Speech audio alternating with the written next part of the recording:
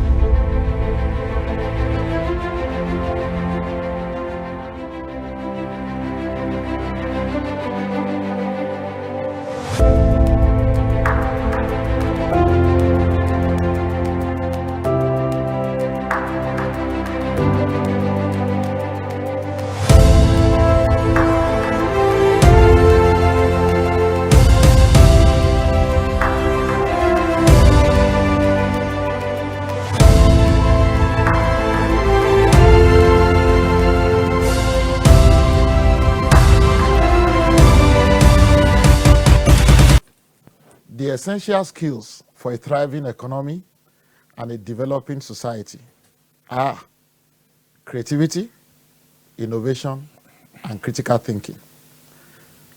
The art embodies all these qualities beyond words. And the art does not embody it alone. It can inspire it actually within the society and in the lives of the people. So that you have a society of people who are creative thinkers, innovative people, and critical thinkers. And then you transform the society and make it better. So today, we'll be continuing our discourse on the contribution of the arts and culture towards sustainable national development. And my guest is still the same person that we discussed together in season 1 of this particular episode. And he is Mr. Muhammad Suleiman, the National President of Society of Nigerian Artists. Welcome to Development Pillars TV. Thank you very much, Mr. Osho. Thank you very much for inviting me again. We have had feedback from the season of episode 1, and Nigerians enjoyed it a lot. Oh, and we thank you so much for what you did. I'm happy to hear that. So today we will be looking at the contributions of the arts industry towards fighting on unemployment or promoting employment, and then increasing the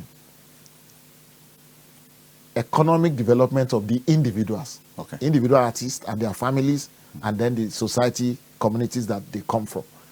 The statistics showed for the United States of America, and honestly, I must confess, I was overwhelmed. I was dumbfounded when I saw the statistics.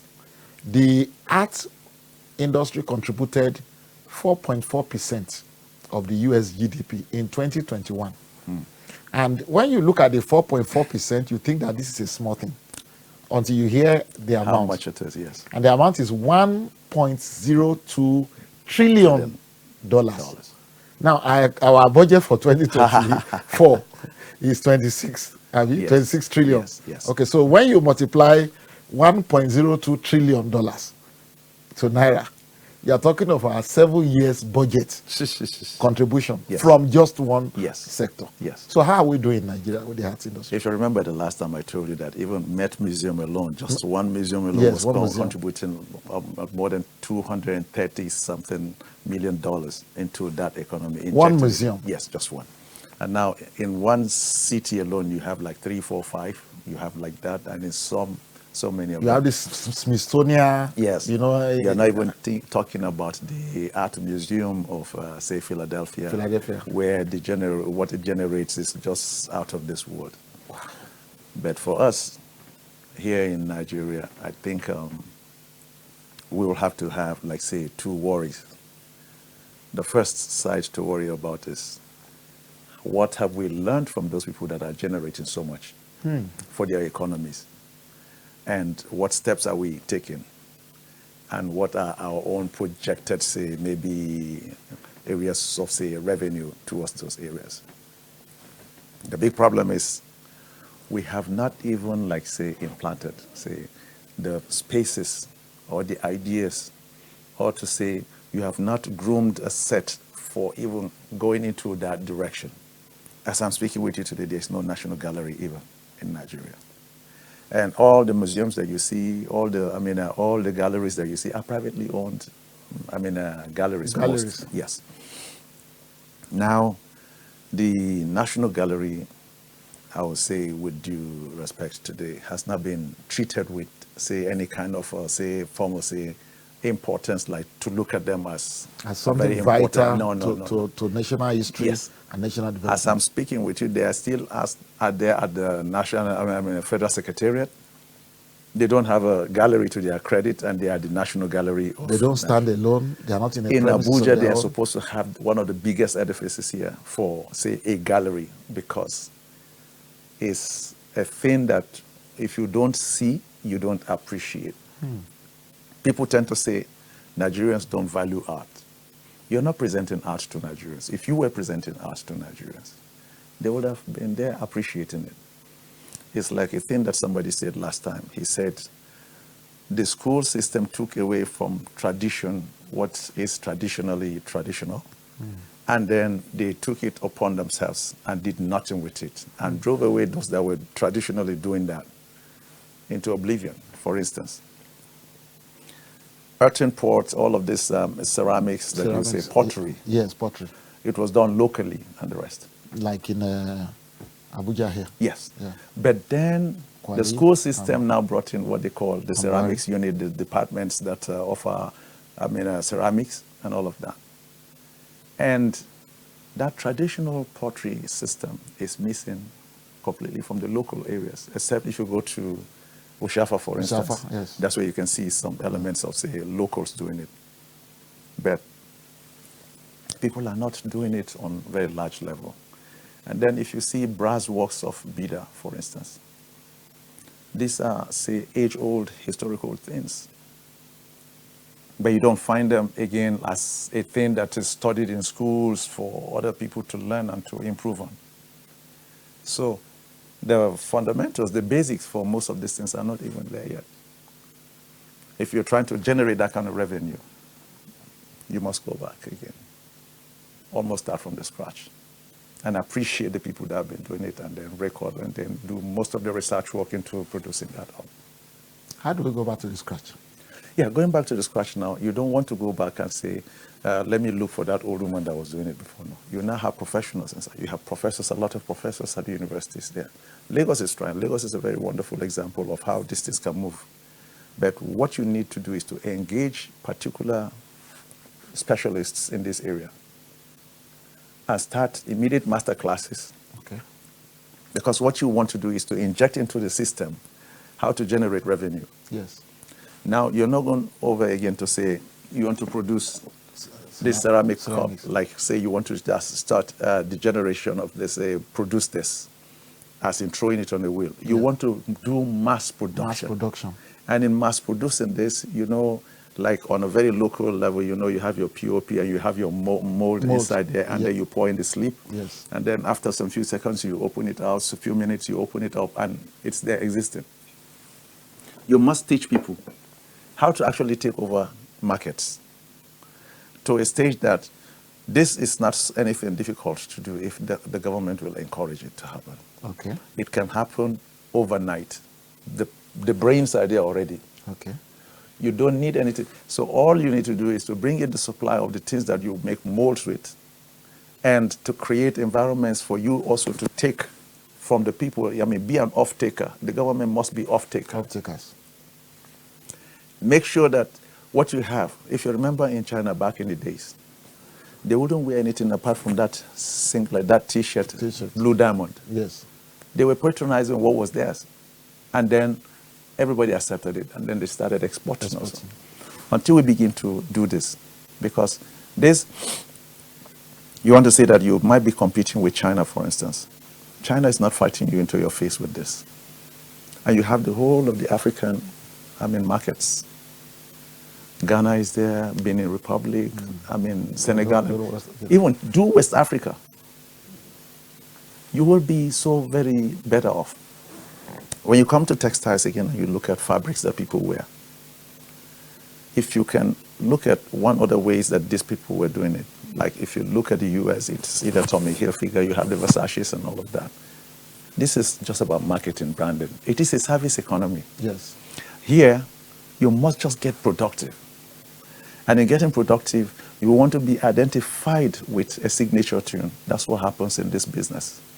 Somebody already knows you, okay, this is Hiltonia, this is the name of this brand, and you begin to promote that. But you must teach your people, that is the general public, you must teach them how to market this, what marketing is. Because besides the production of these items, you must deliberately look into what is referred to as strategies for pushing this into people's faces.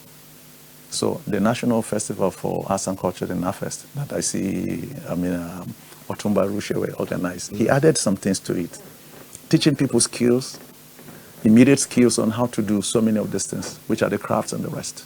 But if you ask me, I don't think there is probably any funding for it. I think he's just recreating that on his own. There must be a deliberate attempt to see that every year, this is the area we're looking at, and fund it so heavily that it will be about packaging, it will be about representation and the rest, because the brains are already, like I told you, the brains are there. Professors come from the universities, they come in with their research works and then they sit. But every year in, year out, as they do and they finish, I don't see government following to say, okay, is there any kind of following towards this? Where is the next market? Where is the next avenue to do this? China, America, Germany, they will not do this. They will make sure that it stays focused. It becomes a thing of, assigned duties to particular persons. Yes. That they must follow this to the end. And the technology we need to get this going is not so much technology. No, it's not even basic technology. Yeah, like if you look at this, for instance, this is fabric, for instance. It's just a plain white fabric. Now this is batik. All they needed to do was just candle wax. Candle wax, and the pattern is drawn already on the white fabric. And then they now put up, these are like leaves also. This is the pattern now that you have. Wherever the wax touches, remains as white. And nothing comes inside it then. Now, for you to dye this fabric, you need your hydrosulfide. You need your sodium hydroxide. Then, in some cases, they say salt, and then they dye. You can do hot water, say, dye into this, and the rest there. And then there's the naphthalene that can give you the cold water press. Now, if you're doing any one of this now, you find out that the locals have been doing it successfully. If you go to Oshubu area and the rest there. Abeokuta. That is the story of those places there. But tell me, since 1970s, 1960s, they've been like that. 2000, 2003. Nobody is even thinking, okay, I have seen this fabric. Why don't I even take it to print on very light fabrics and the rest there? What China is doing is that you go to the markets, you still see tie and dye in Nigerian markets that are printed. It's lighter to carry, so during the heat, you can just wear something like that. But we don't have options like that. And why will government not look at 200 million people and see that, look, that's a very big market. Any foreigner that's coming into Nigeria is always thinking your population, your population, your population. Abuja, I can even bet that it's about 5 or 6 million. I would want to brag about that because of the people that come inside. Yes, absolutely. How much is it that you're getting from the population there? Who pays actually tax to you because of certain things like this? Yes. Nobody. So it's just a free kind of system that people can come over and also look at. But if you have somebody and you encourage for this, the production of this, yes, almost everybody will be wearing it. And how do you want to start sometimes? You even want to say, look, honorable members, on Thursdays, senators and distinguished honorable members must come in traditional attires to the assembly even. It begins to encourage the system. Now, if you see those people wearing it, you want to wear it also because now it becomes a national thing. We will talk more about how to drive, the art industry in Nigeria to make it contribute more to the economy of our nation in the second part. Just hold it down. Please don't go away. We have a lot to discuss in the second part. Please, let's go for this short break. We'll be back.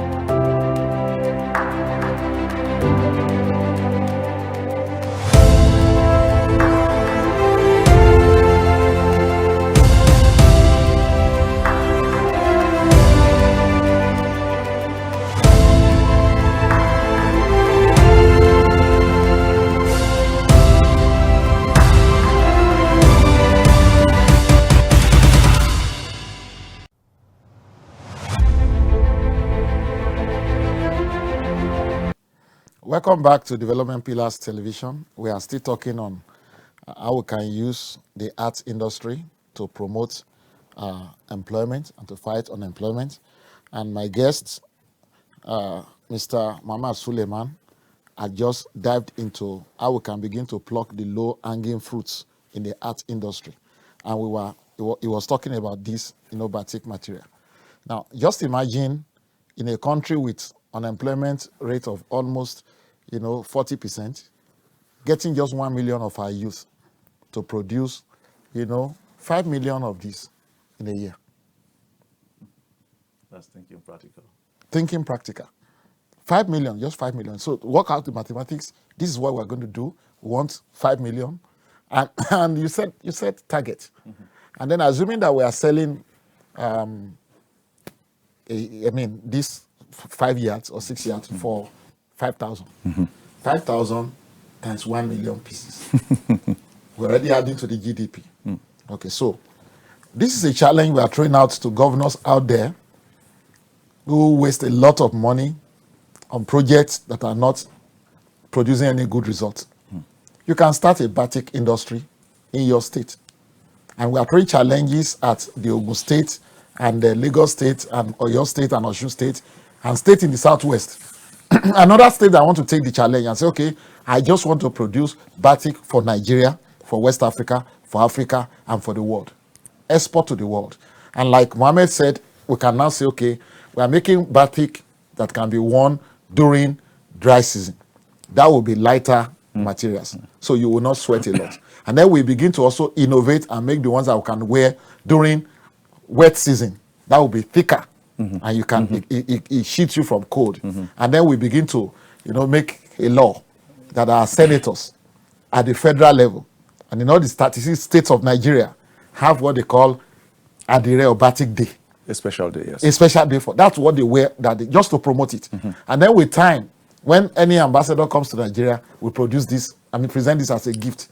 And then we are marketing Nigeria. Yes. And we are transforming society. Yes. Okay, Mr. Mohammed. Yes. What other low-hanging fruits do you think exist in the arts industry that these governors can leverage on to say we are going to provide, let's say, 50 million jobs through these low-hanging fruits, like the ceramic that we talked about earlier and the batik?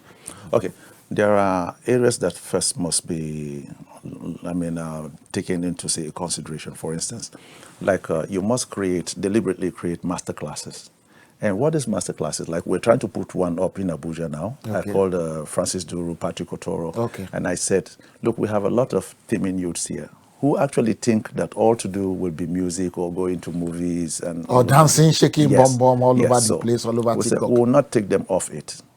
But like Francis will say, after we coach them on this things on what to do, what is the next step for them? How do they make? Their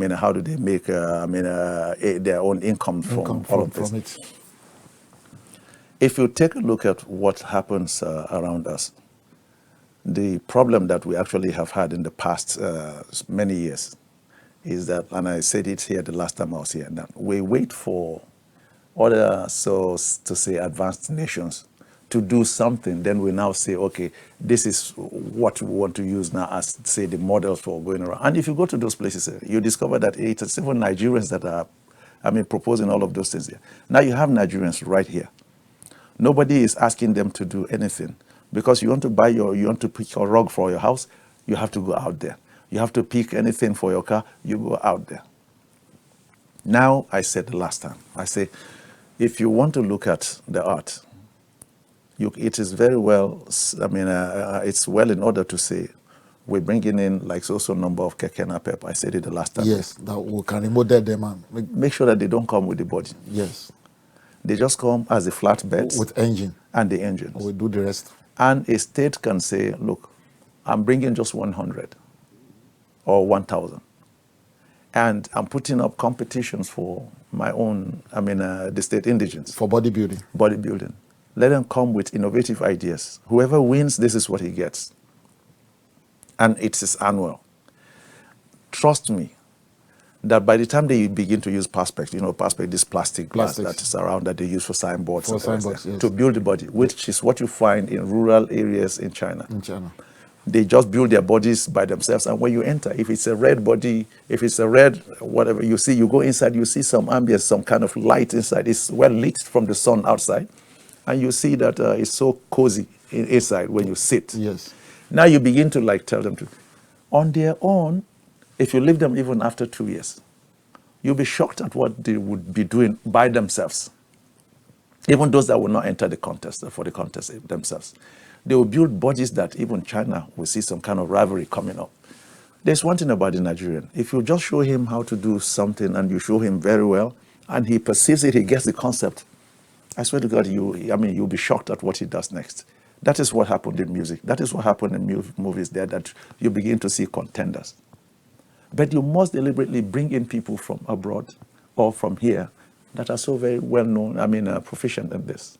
They must teach this. They must organize these master classes. Master classes. Now, what does it take when you're doing master class? If you're teaching people textiles, for instance, at the end of the day, you must also teach them how to exhibit this and how to market this and how first, before you go to exhibiting this, look, when you finish this, this is how you package it. This is the kind of, a profane that you put inside. And this is how you put, or you must get registered somewhere. So NDE is supposed to have been doing a lot of that, but you don't find people on the streets doing this. It's like leather items just go around, but all you see, the best you can get of leather item are wallets from Nigeria. Your straps for your wrist watches. They don't even think that we should tell these people that we should bring in the strap holders and just import them in so we can make the straps from here. Nobody's thinking like that. But I saw a lady that was, at the I believe, carnival that just happened.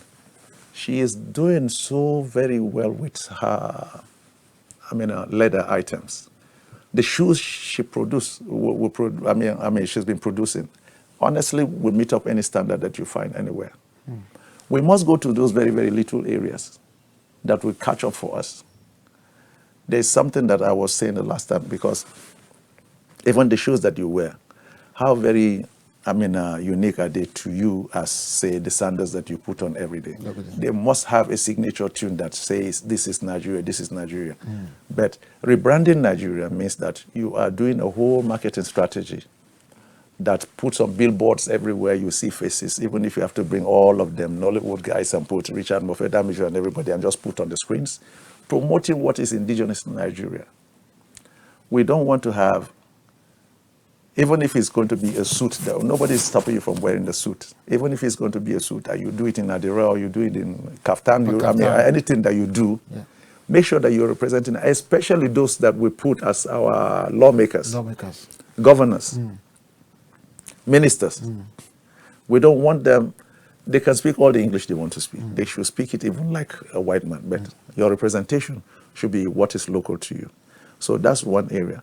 The second area that you must look at is that too many people are gainfully employed doing this art of graphics and the rest. Yes. How very well do you want to keep coaching these people? Because they just go there. This person learns from that one, another one learns from this.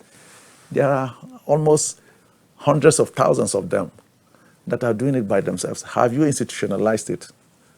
Because you see a lot of them carry laptops everywhere. That's what they're doing, not Yahoo or anything. They're striving there. Graphics. If you go to UTC there, if you go to Lagos, you go everywhere, Port Harcourt, you see a lot of them. Wonderful in that graphics there. You must have a festival of the arts. That festival of the arts is where you now say, okay, I am particular about this. Production of ceramics, production of textiles, production of all of this. This is the festival, and it holds every year. It's the reason I give kudos to Otumba Orisho for most of the time. It's not as if I'm looking at him as finding everything. Even when there is no encouragement from anywhere, I see him still pushing his head through. He must do something. He's bringing in the international community, deliberately bringing them up so that he can have something that Nigerians can be proud of. So he's doing that. But how much is it that he's getting for all of this? Dear listeners, you have heard it from Mohammed Suleiman. But I want to appeal to the governors. I want to appeal to local government chairmen. I want to appeal to director generals of parastatals who are sitting as representatives of the president. This country should not depend on oil alone. If America can earn $1.02 trillion, that's 2 years ago, from the art alone, almost 8-9 years budget of Nigeria, we need to be ashamed of what we have done with the art industry. And like Mohammed has said, we need to begin to create competitions around our art and craft. Who can make the best leather strap in this country? Do a competition around that. Who can make the best adire, the best ceramic cup, the best leather shoe? And who says we cannot even start a program of Dress Nigeria? All civil servants, all senators, all honorables, all government employee, Dress Nigeria. 2 times in a week, 3 times in a week. We can make a dress suit. If you are wearing suit, come in a dress suit. Then there will be a market. And let there be market for it. And let's project Nigeria. And let's turn around the economy of this country using art as one of the strongholds that we can use to push it forward. There's so much prosperity in Nigeria, but the people who are supposed to drive it from the public sector, from the government houses, are lazy, and it is time for us to have a rethink. Thank you for listening to us today. This is still Development Pillars Television, and we will bring Mohammed Suleiman back because we have to talk about museum. We have to talk about museum, and so our next edition will still be on, the contribution of the art industry to sustainable development in Nigeria. God bless you. Let's change this country and build it together. Have a nice day.